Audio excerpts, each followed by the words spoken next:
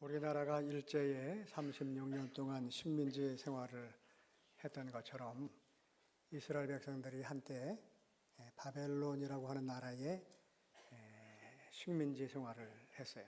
우리는 36년 동안 했지만 그들은 70년 동안을 바벨론의 포로로 잡혀가서 식민지 생활을 했습니다.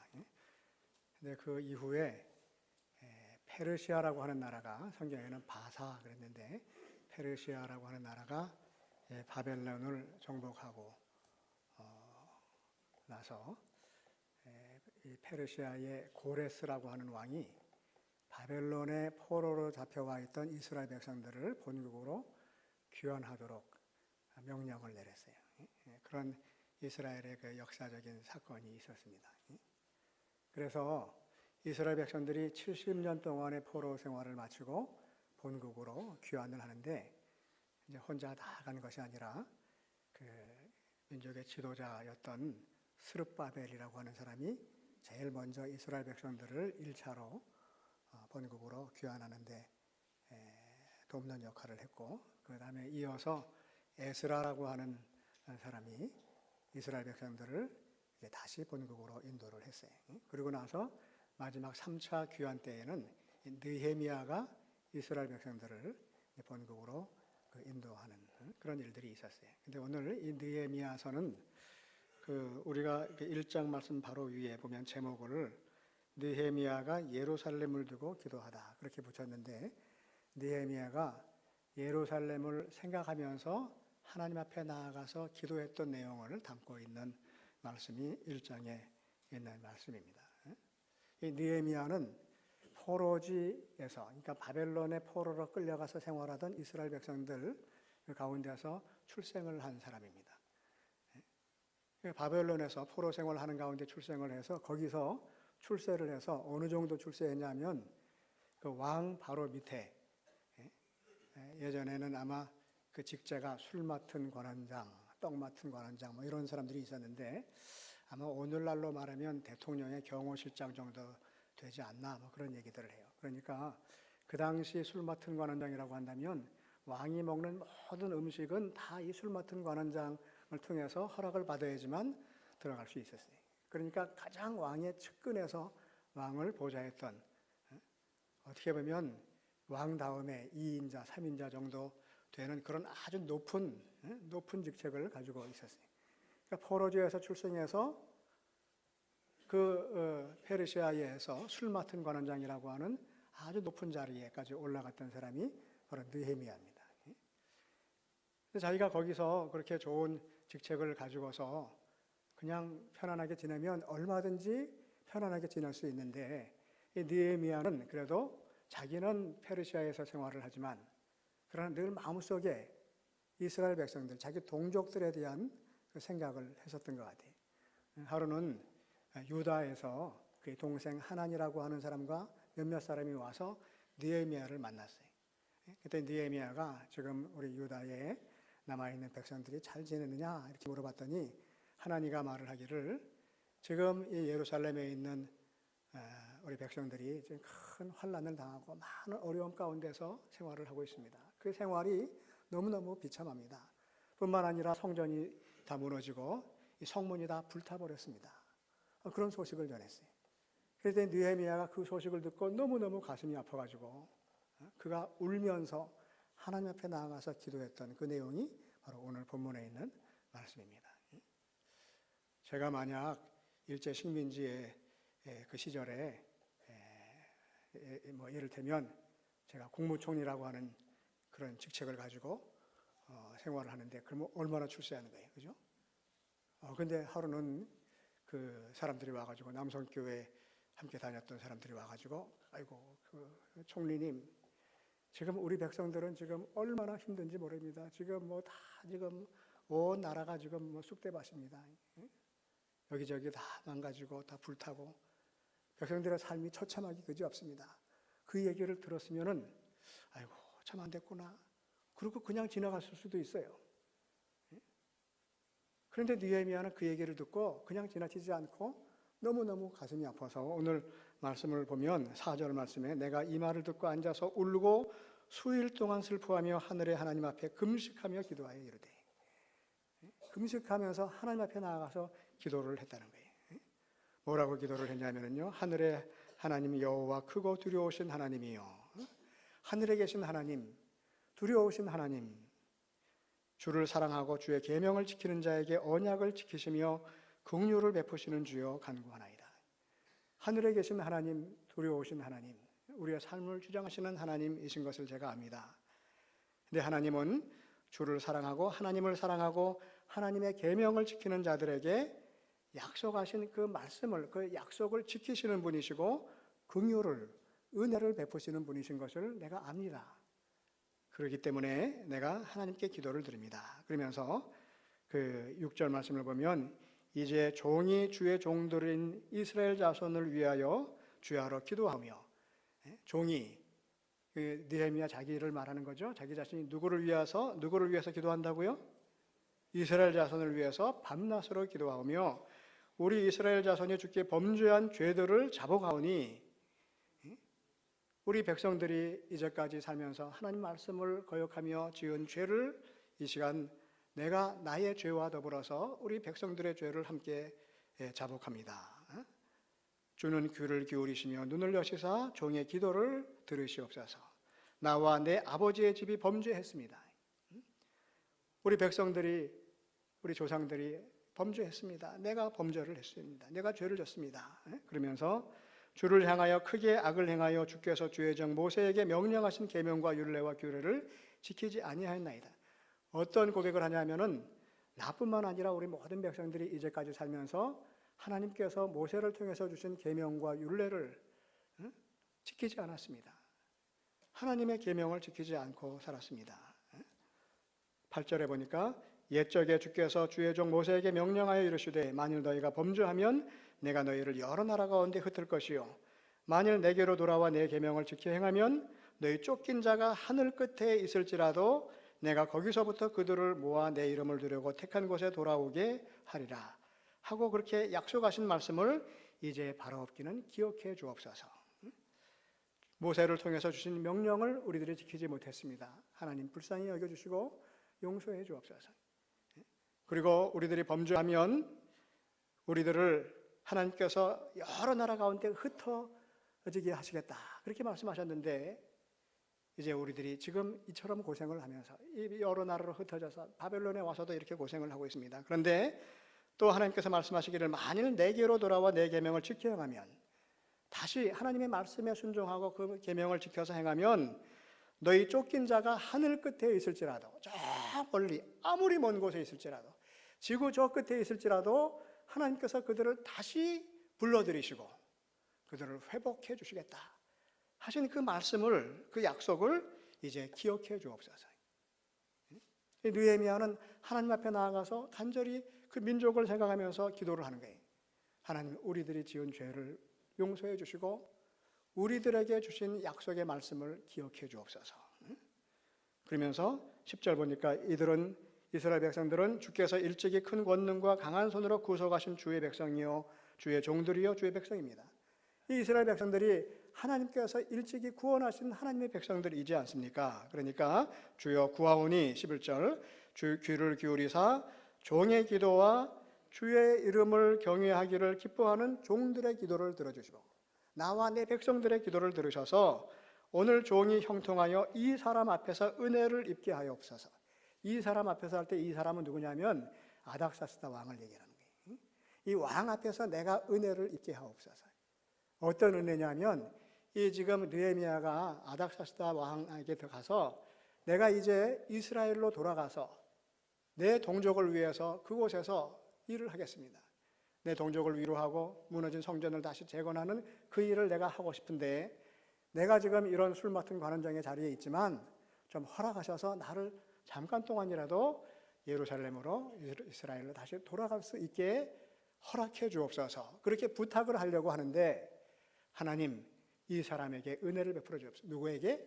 아닥사스다 왕의 마음을 만져주셔서 내가 청할 때 그 왕이 내 요청을 들어주게 해 주옵소서 하는 그런 기도를 하는 거예요.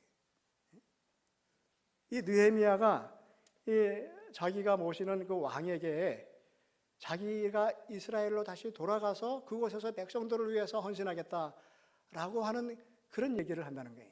그런 청을 할 테니까 왕이 내 기도를 좀 들어주셨으면 좋겠습니다. 느헤미야가 왜 이스라엘로 돌아가려고 할까요? 왜 돌아가려고 할까요? 그냥 거기 가만히 있으면은 그냥 편안하게 출세한 자리에서 잘 살 수 있을 텐데 왜 돌아가려고 할까요? 1번 더 출세하기 위해서, 2번 그 고통 중에 있는 이스라엘 백성들을 위로하고 회복시키기 위해서. 몇 번? 2번. 자기의 자리를 내려놓고 그리고 자기가 자기 동족에게로 돌아가겠다는 거예요. 그리고 기도를 합니다. 그런데 느헤미야가 이런 기도를 할 때는 하나님께서 우리에게 이미 오래전에 약속해 주신 그 말씀, 하나님의 약속의 말씀을 하나님께서 기억하시고 그 말씀을 이루어 주실 것을 믿는다는 거예요. 그런 믿음을 갖고 기도하는 거예요. 내가 내려가서 이스라엘 민족을 위해서 함께 내가 땀을 흘리면 말씀 그 이스라엘 백성들을, 범죄한 이스라엘 백성들이 다시 하나님께로 돌아오게 하고, 그리고 내가 열심으로 함께 백성들과 함께 수고하면, 그러면 이 무너진 성전도 다시 재건할 수 있도록 하나님께서 인도해 주실 것을 믿은 거예요. 그런 믿음이 있었기 때문에 하나님 앞에 나아가서 기도를 하는 겁니다. 이 느헤미야는 지금 자기가 하나님으로부터 들은 이야기에 따르면 예루살렘 백성들이, 이스라엘 백성들이 너무너무 큰 환난 가운데 지금 절망적인 삶을 살고 있다고 하는 얘기를 들었어요. 아, 우리 민족의 삶이 지금 절망적이구나 하는 것을 알았어요. 그 절망적인 상태를 알고 그냥 주저앉고 포기한 것이 아니라 그 절망 가운데서 하나님 앞에 나가서 기도하는 거예요. 하나님, 이전에 우리들에게 주신 약속을 기억해 주시고 그 약속을 이루어 주옵소서. 그 기도를 한다고 하는 것은 절망 중에도 소망을 품고 하나님 앞에 나아갔다는 거예요. 여러분, 하나님 앞에 나아가서 기도하는 자는 마음속에 소망이 있어야지만 기도할 수 있어요. 소망이 없는 자는 기도할 수 없어요. 뭐 이를테면 제 아이가 이제 이번에 대학 입시를 보는데 대한민국 전체에서 1등을 했으면 좋겠다. 근데 실은 학교 반에서도 뭐 한 40명 중에 39등 한단 말이야. 근데 그럼에도 불구하고 이 아이를 보면 이게 안 될 것 같지만 하나님 앞에 나가서 만약에 기도할 때는 그래도 하나님께서 하시면 그 일도, 그 불가능한 일도 이루어질 수 있다고 하는 믿음이 있어야 기도하는 거지. 에이, 그냥 뭐 한번 기도해보는 거지 그게 되겠어? 그런 마음이 있으면 기도를 못해요. 그렇잖아요. 아무리 불가능한 것 같은 일들도 그 일을 이루고자 하는 소망이 있고 이룰 것이라고 하는 믿음이 있으면 그러면 나아가서 기도할 수 있어요. 이게 느헤미야가 하나님 앞에 나아가서 절망적인 자기 동족의 그 형편을 놓고서 기도를 했다고 하는 것은 그 절망 가운데서 아직도 소망을 품었다는 거예요. 그렇기 때문에 하나님께 나아가서 기도하는 거죠. 우리 하나님의 백성들은 기도하는 자들이, 그 말은 달리 말하면 하나님의 백성들은 아무리 큰 고난과 환난 가운데서도 비록 잠시 절망을 한다 할지라도 절망 속에서 주저앉는 자들이 아니라 다시 소망을 품고 일어나는 자들이라는 거예요. 그렇기 때문에 기도할 수 있어요. 하나님께서 내 약속을, 나에게 주신 약속을 이루어 주실 것이라고 하는 믿음이 없으면 기도할 수 없어요. 기도하는 것은요, 믿음이 있어야 해요. 믿음이 있는 자가 기도를 합니다. 예레미야 애가라고 하는 책이 있어요.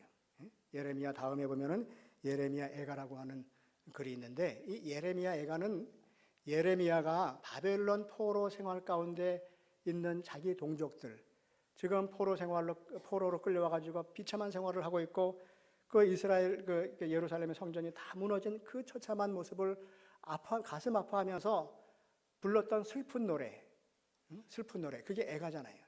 그게 예레미야 애가예요. 근데 이 예레미야 애가에 보면은 그 예레미야가 하나님 앞에 기도를 하는, 똑같이 이 느헤미야처럼 기도를 하는데 어떻게 기도를 하냐면요, 자기가 처해 있는, 자기 동족에 처해 있는 그 절망적인 상황을 그대로 이야기를 해요.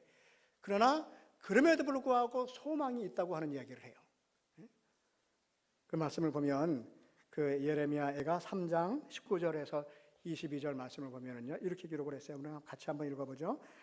내 고초와 재난 곧 쑥과 담즙을 기억하소서. 내 마음이 그것을 기억하고 내가 낙심이 되오나 이것을 내가 내 마음에 담아두었더니 그것이 오히려 나의 소망이 되었사옴은 여호와의 인자와 긍휼이 무궁하심으로 우리가 진멸되지 아니함이니이다. 지금 내 고초와 내 재난 곧 쑥과 담즙을 기억하옵소서. 큰 고통 가운데 진짜 큰 아주 쓰라림이 있다고 하는 거예요. 그러나 그 가운데서도 내가 하나님 앞에 나아가서 희망을 품고 기도할 수 있다는 거예요.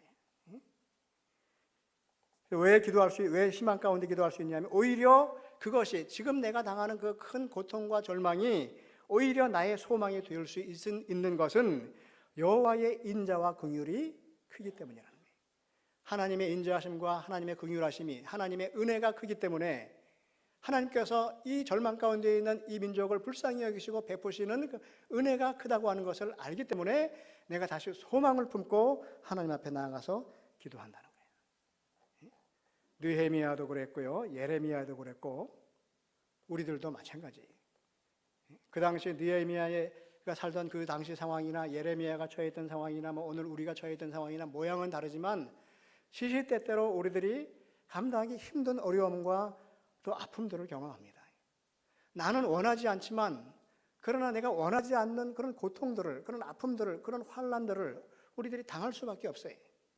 그럴 때 거의 대부분의 사람들은 그 감당하기 힘든 아픔과 시련 때문에 절망하는 사람들이 많아요.